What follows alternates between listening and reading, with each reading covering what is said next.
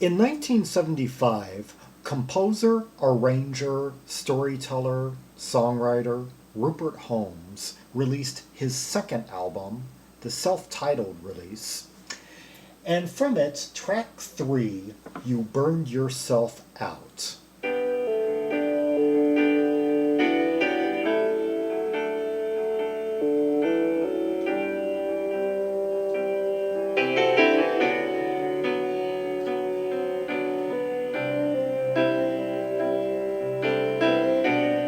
Okay, I love how this melody resolves. It just keeps on landing amid different descending chords, and got that Tin Pan Alley arrangement that he was quite noted for already in the industry. Like his first album, with its 30s, 40s, like pulp storytelling and film noir imagery, attracting the attention of people like, well, everyone from Barbra Streisand to Orchestra Luna, two actually produced around this time.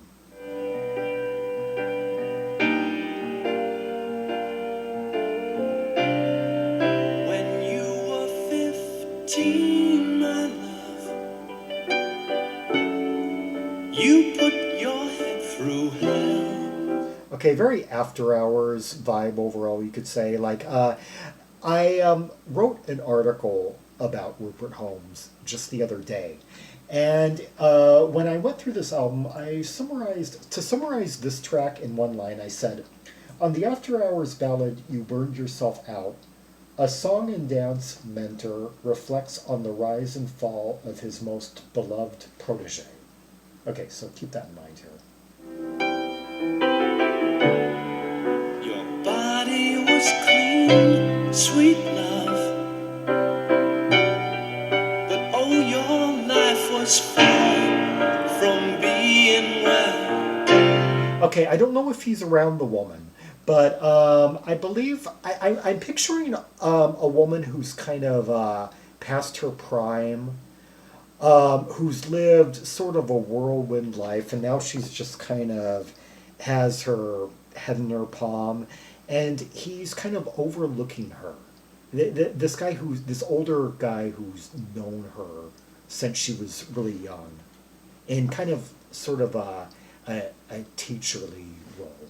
When you were 16, my love, you'd come to be quite wise. See, he's like going through these timelines in her life, like when you were 16, like, you know. So much had you seen, sweet love. Your face went deathly pale with hollow eyes. Okay, let's catch up with the lyrics. When you were 15, my love, you put your head through hell. Your body was clean, sweet love. All this sweet love, my love, is said, I think, from kind of like a father figure type role. Yeah. But oh, your life was far from being well. So he sees kind of like an innocence about her, but she also had somewhat of a tragedy about her too. Yeah. When you were 16, my love, you'd come to be quite wise. So much had you seen, sweet love. Already you're getting the feeling of a young woman who's kind of growing up too fast and seeing the gritty side of life in a way that a person her age wouldn't be if she came from a better home, perhaps. Yeah. Your face went deathly pale with hollow eyes. Okay. You burned yourself out. You burned yourself out. You did yourself in, and then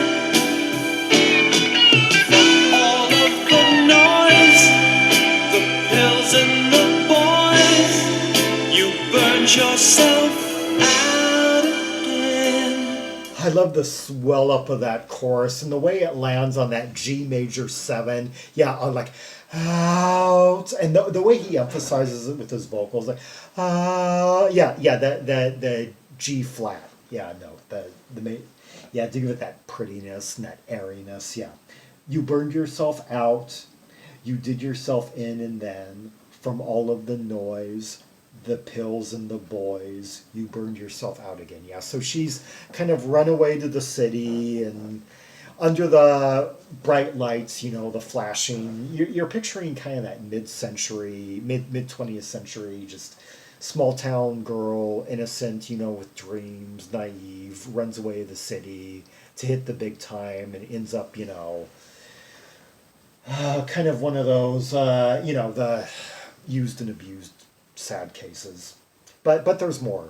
And then you turn 17.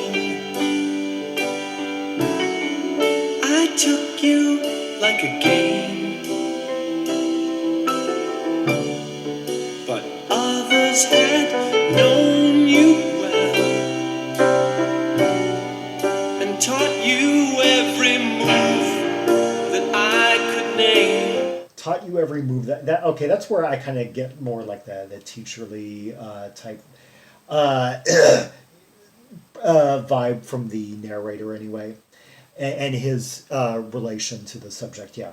And then you turned 17. I took you like a game, but others had known you well and taught you every move that I could name. So then you gave up on love and lived off ups and downs. The strangers would pick you up and take you in the back to other towns. You burned yourself out, you burned yourself out, and wound up in Idaho. Married a cop, the babies don't stop, there's no further out to go. Okay, a lot of plot development here. Okay, so then you gave up on love and lived off ups and downs. So some of his like wordplay up used two different ways in adjacent lines. Yeah, word kind of like circular wordplay would become a theme, and I talk about this in that article where he would make like mirrored usage of choice words. Like he would do that even more and more like around 1979, 1980 on tracks like In You I Trust and such. Yeah. Let's see. Okay. Let me retrace that here. So then you gave up on love, like giving up, like quitting, and lived off ups and downs. That is so clever. So just living by chance, living in the moment. You're up 1 minute, you're down the next. The strangers would pick you up. That word again, like as in being, and so she kind of was just she kind of became somewhat promiscuous because she became one of those sad women, I guess, who kind of just needed the validation of men, who needed to just hear sweet nothings to feel worthwhile. Drugs could have been part of it, whoever was offering, heck, perhaps whoever was offering a pad. And take you in the back to other towns. And take you in the back. That could be taken in several ways. I don't really want to go there. But to other towns kind of suggests something somewhat different then. So she was kind of, it seems maybe a chameleon, yeah, at this point. Just kind of becoming whichever man, becoming kind of like a reflection of whichever man she was involved with at a particular time. Okay, the chorus again, except altered. Now it's, you burned yourself out and wound up in Idaho. So quite a ways from whatever big city I was picturing at this point, yeah. You married a cop, the babies don't stop, there's no further out to go. There's no further, another play on words there, yeah, another, kind of circular metaphor there, like when taken with the lines that preceded it. Yeah. Burned yourself out. You burned yourself out. You did yourself in and then all that you blamed, you flared up and flamed and burned yourself out again. Okay, despite all this plot development, I hold to my initial theory, since not enough is really given away, that it basically was about kind of like a tragic entertainer with kind of like emotional issues off stage who ended up getting into like pills, as has been revealed, who had been somewhat kind of loose as had been, and then ultimately, went and after her time came and went, she or was spent, she went and the glamour faded. Yeah, you burned yourself out. You did yourself in and then. From all that you blamed, you flared up and flamed and burned yourself out again. Wow. Quite a clever extension on the burned metaphor. Like burned yourself out being an idiom, but taking it and using it as a metaphor for actual like burning. Yeah, flared up, flamed. Yeah. And from all that you blamed, I guess we take it that she was quite a dramatic, that she had a lot of drama in her life, and she was quite drama prone. Let's say this subject. You burned yourself out. You burned yourself out. You did yourself in and then all of the noise, the pills and the boys. You burned yourself Oh, that chorus. I just love the way that chorus just folds out. Yeah. Um, Having like a real subdued set of slow, subdued verses, and then just swelling up into this chorus that lands kind of like on has like a major seventh landing chord. And actually, like a lot of it, so it wasn't now the root note of that chorus wasn't really removed at all, but putting in like the way it just I guess it was the way his voice leapt up like an octave to like this high major seventh. Yeah. Because you hear G major seventh throughout a lot of the piece, but it's emphasized in a totally different way in the chorus, and he actually kind of like slows down. It's like the rhythm is even less emphasized almost on despite the kind of drums that herald the chorus anyway.